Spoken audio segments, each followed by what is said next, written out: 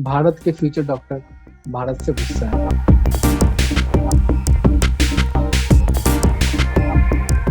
Supreme court का दरवाजा खटखटा है।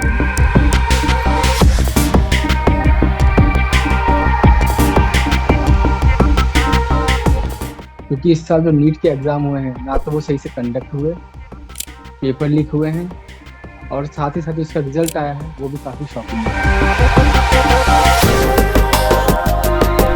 आज इसी विषय पर चर्चा करने के लिए हमारे साथ हमारे मित्र राजेश हैं, जिन्होंने पहले भी नीट का एग्जाम दे रखा है। Hello mister Rajesh. हेलो। जैसा कि आपको पता है कि नीट में जो अभी धांधली हुई है, जैसा आप न्यूज़ में देख सकते हैं, तो आपने भी पहले नीट का एग्जाम दे रखा है, तो आप इस बारे में कुछ बताना चाहेंगे? क्या ये पॉसिबल है कि 67 बच्चों का 720 में से 720 नंबर आ जाए? अभी जो जिस तरीके की न्यूज़ें चल रही हैं और जिस तरीके की धांधली हुई है इस बार मैं भी गारंटी लेके कहता हूँ कि इस बार धांधली हुई है नीट में, क्योंकि मैंने भी एग्ज़ाम दिया हुआ है। मैंने एक बार नहीं, मैंने करीब 3-4 बार एग्ज़ाम दिया है नीट का, और मुझे पता है कि किस टाइप के क्वेश्चंस आते हैं और पेपर कितना टफ होता है। 67 स्टूडेंट्स और वो भी 720 मार्क्स लाना, AIR 1 रैंक लाना, इट्स नॉट पॉसिबल। मैं ये नहीं कह रहा कि कम्प्लीटली इम्पॉसिबल है, बट एक ही जगह के और आसपास के रोल नंबर वाले स्टूडेंट्स का ही 720 मार्क्स लाना ये इम्पॉसिबल है। क्योंकि आप देख रहे हो कि नीट की परीक्षा काफ़ी समय से चलती चली आ रही है। इससे पहले बहुत सारे एग्ज़ाम्स होते थे, हर स्टेट अपना अलग एग्ज़ाम करवाती थी मेडिकल के लिए, और AIPMT का उसमें सबसे बड़ा रोल माना जाता था, तो सबसे बड़ा जो है AIPMT का ही होता था। तो फिर क्या हुआ कि उसके बाद फिर NTA का यहाँ पे इन्वॉल्वमेंट होता है। NTA ने ये सारी चीज़ें मर्ज करके एक एग्ज़ाम करवा दिया, नीट। उसके थ्रू सारे के सारे जो भी गवर्नमेंट मेडिकल कॉलेज थे और प्राइवेट मेडिकल कॉलेज थे, उन सबको कंबाइन करके एक ही पेपर का इन्होंने प्रावधान रखा, नीट का। तो नीट में 67 स्टूडेंट्स, जो कि अभी मैं भी हाल ही में न्यूज़ मैंने देखा कि 67 स्टूडेंट्स हैं और उनका 720 मार्क्स आए, AIR 1 रैंक आई है। ये देख के मुझे भी बहुत ही शौक लगा, और मैं बिलीव नहीं कर पाया कि हरियाणा में झज्जर में जो सेंटर था, वहाँ से 6 स्टूडेंट्स थे जिनके AIR 1 रैंक आए हैं, 720 में से 720। 720 में से 720 के लिए एक बार तो मान लो, लेकिन किसी बच्चे के 718 आए हैं, 719 आए हैं, ये कैसे पॉसिबल हो सकता है? जैसे आपने पहले भी एग्जाम दिया इस चीज़ का, तो आपको पता होगा कि माइनस मार्किंग क्या है, प्लस मार्किंग क्या होगा, किस बेस पे होता है। 718 मार्क्स और 719 मार्क्स आना इज टोटली इम्पॉसिबल, बिकॉज मैंने भी एग्जाम दिया है, मुझे भी पता है कि जो अगर आप सारे के सारे क्वेश्चन भी सही करके आते हो तो भी आपको 720 मार्क्स मिलते हैं। अगर आपका एक क्वेश्चन भी अगर गलत होता तो उस केस में आपके मैक्सिमम से मैक्सिमम 716 मार्क्स आ सकते हैं। 718 और 719 का तो कोई सवाल ही नहीं उठता, बिकॉज हर एक सही क्वेश्चन के आपके +4 मार्क्स मिलते हैं और हर एक गलत क्वेश्चन के आपके -1 मार्क्स कटते हैं। उसमें से अगर एक छोड़ भी देते हैं हम तो भी हमारे 716 आ सकते हैं। अगर उसमें से इनके से कोई क्वेश्चन गलत होता है तो हमारा +4 तो वो गया जो क्वेश्चन गलत हुआ, उसके साथ उसका एक -1 मार्क्स, मतलब कि टोटली -5 आपके उसमें मार्क्स देंगे 720 में से, तो आपके 715 होते हैं। या तो आपका क्वेश्चन गलत होगा या तो आपका क्वेश्चन सही होगा, ये दो ही पॉसिबिलिटीज बनती हैं। तो इस केस में 718 और 719 मार्क्स आना बिल्कुल भी इम्पॉसिबल है, वो किसी भी हद तक सही नहीं हो सकता। पेपर लीक हुआ, 5 मई को बिहार पुलिस ने 13 लोगों को गिरफ्तार किया, उसके बावजूद भी एग्ज़ाम हुआ। उसके बाद भी जो नीट ऑर्गेनाइज कराती है, पेपर कराती है, जो वो एग्री करने को तैयार नहीं है कि भाई पेपर लीक हुआ है।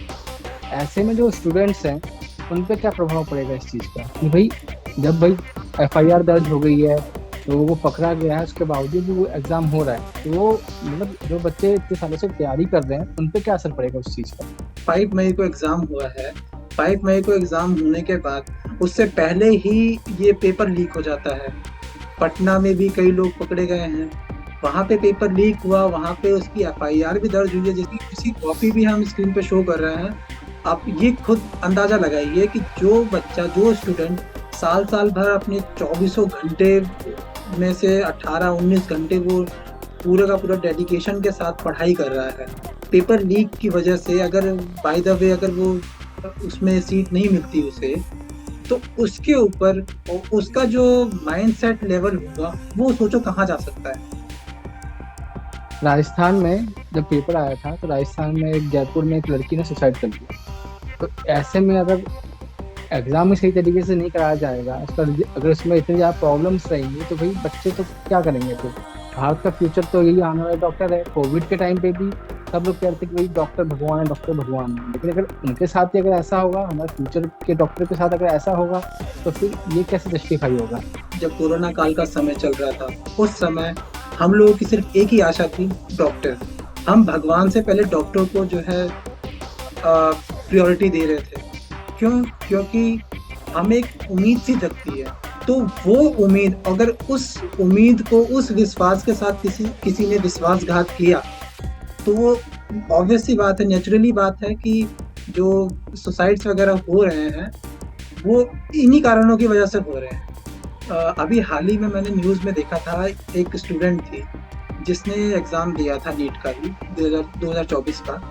तो उसमें क्या हुआ कि उसने जब घर पे आके वो अपने मार्क्स कैलकुलेट किए, एग्ज़ाम देने के बाद अपना पेपर मैच किया, मार्क्स अपने उसने कैलकुलेट किए, तो उसके जो मार्क्स बन रहे थे वो अराउंड बन रहे थे 575 के अराउंड कुछ बन रहे थे।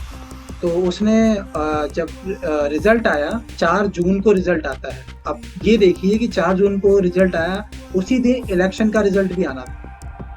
एक धांधली का, एक इस स्कैम का सबसे बड़ा रीज़न तो यही है कि इन्होंने इलेक्शन की रिज़ल्ट के दिन ही नीट के रिज़ल्ट का अनाउंसमेंट किया, जो कि जनरली 14 जून तक में ही रिज़ल्ट आता था हर बार नीट का।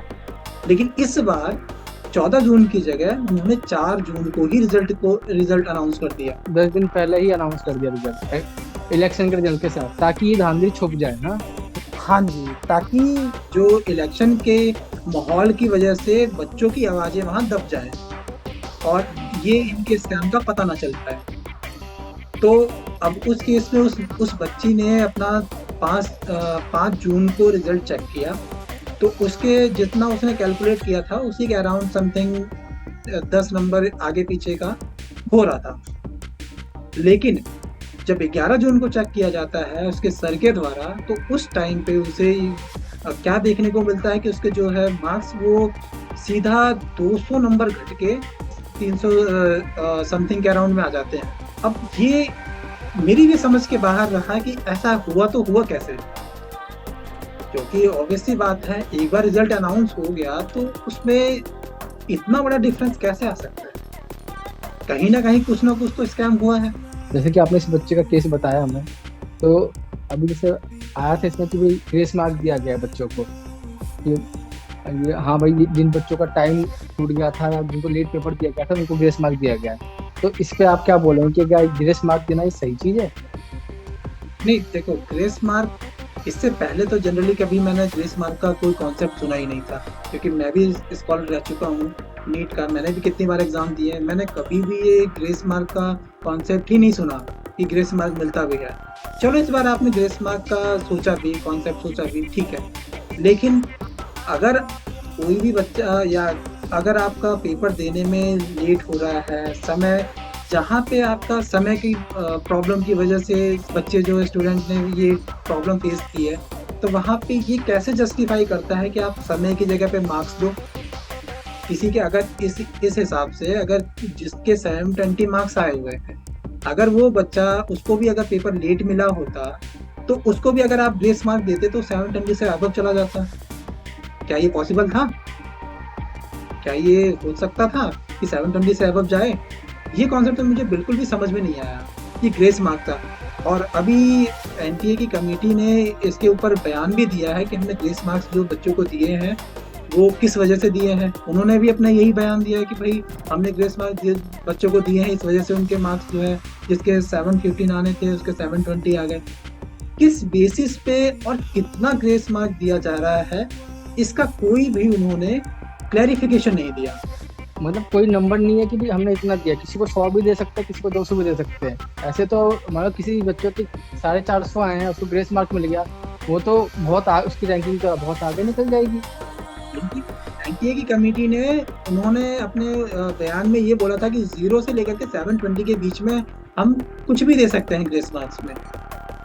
अब ये तो अगर जो बच्चा पढ़ाई लिखाई करके, जो 24 घंटे अपने पूरा डेडिकेशन के साथ पढ़े के जिसने ये एग्ज़ाम दिया होगा, उसके तो वो मेहनत तो उसकी वेस्ट गई ना। अगर अगला बच्चा जिसने कम भी पढ़ा है, जिसने जो उतना स्कोर नहीं कर सकता था, आपने ग्रेस मार्क देके उसको जो है 720 पहुंचा दिया, और जो एक प्रॉपर जिसने पढ़ाई करके, जिसने पूरा मेहनत करके, जिसने पूरे साल भर पूरी तरीके से पढ़ाई करके मेहनत करके जिसने ये स्कोर अचीव करने की कोशिश की, उसका जो है मार्क्स 720 भी नहीं आता। क्या ये जस्टिफाई करता है कि एक जो जिसने कम पढ़ाई की है, जिसने या मतलब जो उतना कैपेबल नहीं है, और जो कैपेबल है उसके अकॉर्डिंग जो जो कैपेबल नहीं है उसको ग्रेस मार्क दे के हम उसे 720 में भेज देते हैं, तो इसकी मेहनत तो बेकार गई ना। वही जस्टिफाई आप कैसे करोगे कि भैया वो कैपेबल है कि नहीं है, बेसिकली एग्जाम के बेस पे करोगे।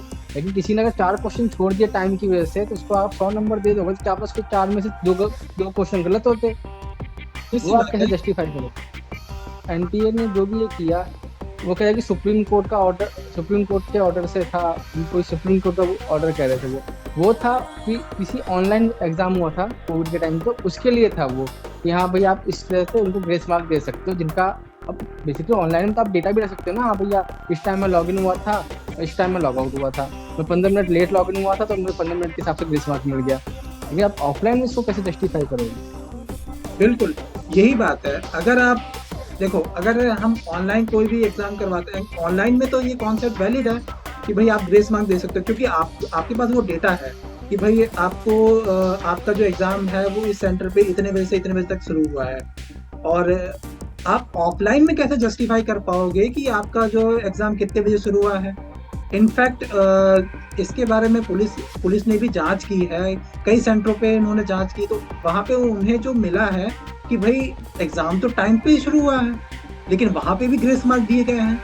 अब ये जो फैक्ट्स हैं, इन्हीं पे तो सवाल खड़ा होता है कि आखिर ऐसा किया ही क्यों गया।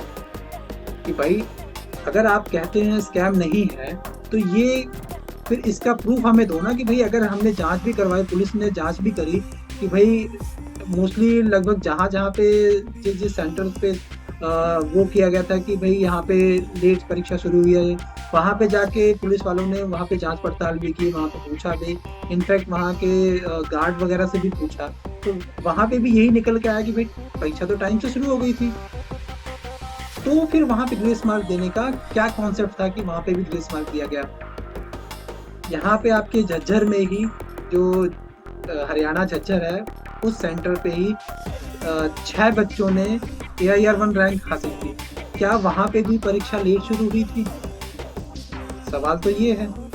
तो कई सारे पॉइंट्स ऐसे आते हैं जो स्कैम की तरफ हमें ले जाते हैं, हमें कि भाई ये स्कैम हुआ है। जैसे इन पिछले कुछ सालों में आपने सुना होगा कि इसका पेपर लीक हो गया, इस एग्जाम का पेपर लीक हो गया। इन दिनों इतने ज़्यादा पेपर लीक्स हो रहे हैं कि आपको नहीं लगता कि हमारा देश है जो हमारा आने वाला जो फ्यूचर है उसकी परवाह नहीं कर रहा है। क्या आपको भी लगता है कि एजुकेशन सिस्टम में बदलाव होना चाहिए। आप खुद ही देख लो ना कि नीट जैसे एग्जाम, उनके भी पेपर्स लीक होने शुरू हो गए हैं। जो छोटे मोटे एग्जाम होते थे उनके तो पेपर लीक्स होते ही होते थे, अब साथ ही साथ आपको बड़े बड़े एग्जाम्स के भी पेपर लीक होने शुरू हो गए हैं। आप यूपीएससी के एग्जाम्स क्यों नहीं लीक करवा सकते? एक बार उसे भी करवा के दिखाओ ना। लेकिन ऐसे एग्जाम्स पे ही क्यों? क्योंकि भाई यहाँ पे जो 12th के बच्चे हैं वही एडमिशन लेते हैं, तो उन्हें इतनी नॉलेज नहीं होती है, जिसकी वजह से ना तो वो कोई प्रोटेस्ट कर पाते हैं, ना कुछ कर पाते हैं। इस वजह से इन जो एग्जाम्स हैं इनके पेपर लीक आसानी से हो जाते हैं। लेकिन वही यूपीएससी के पेपर आपने कभी नहीं सुना होगा कि आईएएस वगैरह के पेपर लीक होते हैं। क्यों? क्योंकि लोग बवाल खड़ा कर देंगे। लेकिन यहाँ तो छोटे बच्चे हैं, 12वीं पास करके बेचारे अपनी पूरी लगन और मेहनत के साथ एग्जाम देने जाते हैं, लेकिन बाद में पता चलता है कि ये लीक हो गया है। तो जो एक्चुअल में जो मेधावी छात्र होते हैं, कहीं ना कहीं वो पीछे रह जाते हैं। क्यों? क्योंकि धांधली की वजह से। अब ये देखिए कि इस साल 23 लाख स्टूडेंट्स ने जो है नीट की परीक्षा दी, जिसमें गवर्नमेंट की सीट अगर आप देखेंगे तो आपको मैक्सिमम से मैक्सिमम 56,000 जो है सीट्स हैं वो गवर्नमेंट की सीट्स हैं। अब कहाँ 23 लाख स्टूडेंट्स, कहाँ 56,000 गवर्नमेंट सीट्स। आप खुद सोचो ना कि सीट्स के अकॉर्डिंग बच्चे की संख्या कितनी ज्यादा है, कितना बड़ा कंपटीशन है। और प्राइवेट के अंदर तो फीस इतनी है कि लोग एडमिशन लेने से पहले भी 100 बार सोचेंगे। जिनका हो भी जाएगा सिलेक्शन। प्राइवेट में तो जो मिडिल क्लास के बच्चे हैं वो तो पढ़ने से रहे, बिकॉज उसकी फीस ही जो है इतनी होती है। आपकी 10-10 लाख रुपए पर ईयर की फीस होती है, और उसके साथ जो अदर चार्जेस होते हैं वो तो छोड़ ही दो। हॉस्टल खर्च, रहना खाना, ये सारी चीज़ें छोड़ ही दो। उसके अलावा जो है बहुत मतलब इतना एक्सपेंसिव हो जाता है कि एक मिडिल क्लास के लिए वो चीज़ करना पॉसिबल नहीं है। तो देखो, एग्ज़ाम क्वालिफाई करने के लिए तो आपको मैक्सिमम 200 मार्क्स के अंदर में ही चाहिए होते हैं, आप एग्ज़ाम क्वालिफाई कर लोगे। बट आपको जो गवर्नमेंट सीट्स मिलनी है वो आपको इतना, इसकी जो मेरिट जाती है वो 600 से अबव अगर होता है तो जाके आपको गवर्नमेंट सीट मिलती है। तो इतने कंपटीशन के अंदर भी अगर पेपर लीक होता है तो बच्चों के ऊपर उनकी मानसिकता पे क्या असर जाता है, आप खुद सोचिए। जिसने पूरी साल भर मेहनत की हो और उसके बाद जाके उसे पता चलता है कि उसका पेपर लीक हो गया है, और पेपर लीक होने के बाद फिर बच्चे मोस्टली सुसाइड की तरफ ही जाते हैं। मीडिया पे इन दोनों एक वीडियो बड़ा वायरल हुआ था। उसमें एक बैटमैन का सूट पहने एक आदमी आता है, बोलता है कि पॉलिटिशियंस करोड़ पैसे दे के पेपर खरीदते हैं, मैं आपको लाख रुपए में दे दूंगा। तो आपको क्या लगता है कि ये क्या रियलिटी में होता है? बिल्कुल होता है।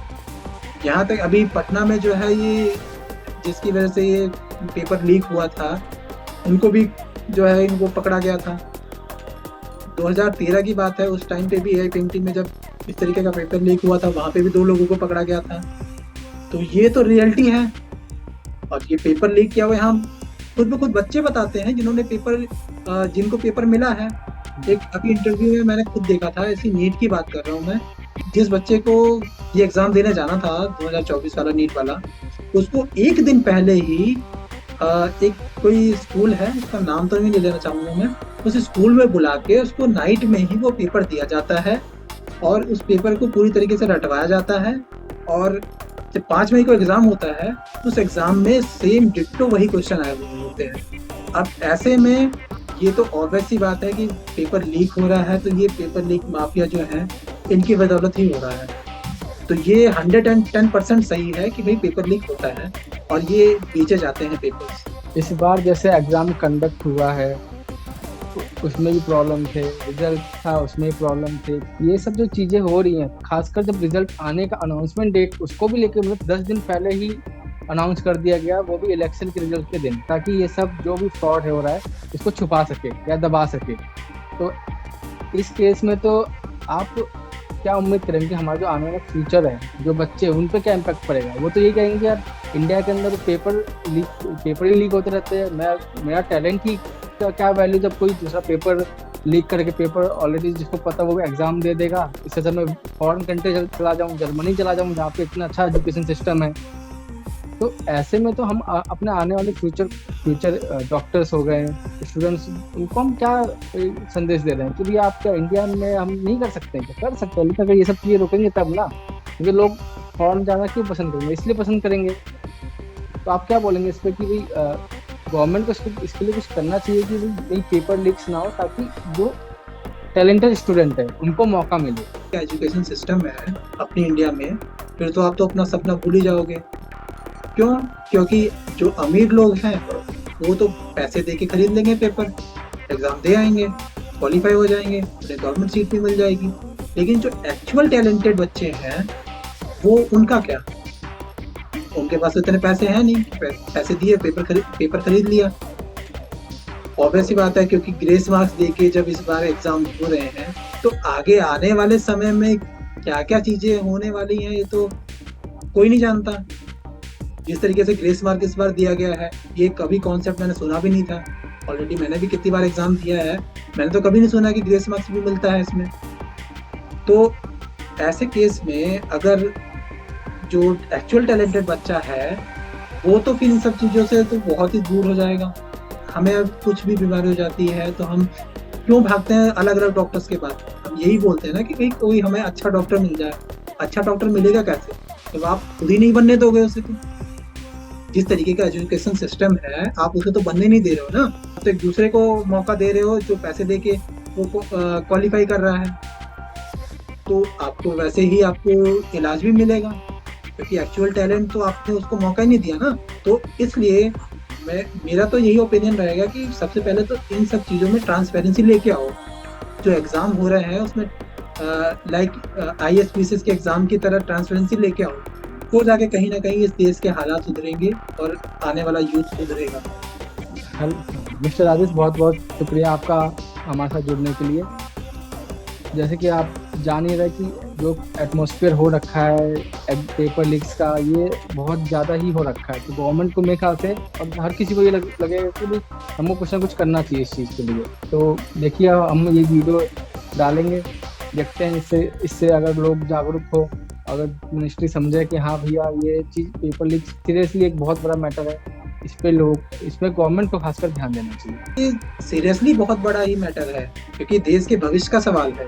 जैसे आपने भी नीट का एग्जाम दिया है, तो आपने भी कोटा से प्रिपरेशन की है। कोटा के अंदर भी बहुत सारे केसेस मतलब सुनने को मिलते हैं। हम आपसे रिक्वेस्ट करेंगे कि आप अगले पॉडकास्ट में हमारे साथ जुड़े और उस चीज़ में हमसे ज़रूर बात करें कोटा के बारे में, कि वहाँ पे क्या लाइफ स्टाइल है, किस तरीके से लोग एग्जाम की प्रिपरेशन करते हैं, कैसे रहते हैं, मतलब जो रियलिटी है। एक होता है दिखावा, एक रियलिटी की बच्चा कैसे उसको करता है। क्योंकि अभी रिसेंटली नीट के एग्जाम में अभी एक कोटा में भी एक बच्चे ने सुसाइड कर लिया। तो क्या मेंटलिटी रहती है, क्या मतलब एजुकेशन सिस्टम कैसे है, वहाँ पे पढ़ाते कैसे हैं? कोचिंग इंस्टीट्यूट भी वहाँ पे बहुत है, कौन सा अच्छा है कौन सा बुरा है, तो आप वहाँ रहे हैं तो आपको ज़्यादा पता होगा। बिल्कुल। तो ठीक है, आज के लिए इस पॉडकास्ट के लिए इतना ही। आपका हमारे साथ जुड़ने के लिए शुक्रिया। मिलते हैं अगले पॉडकास्ट में।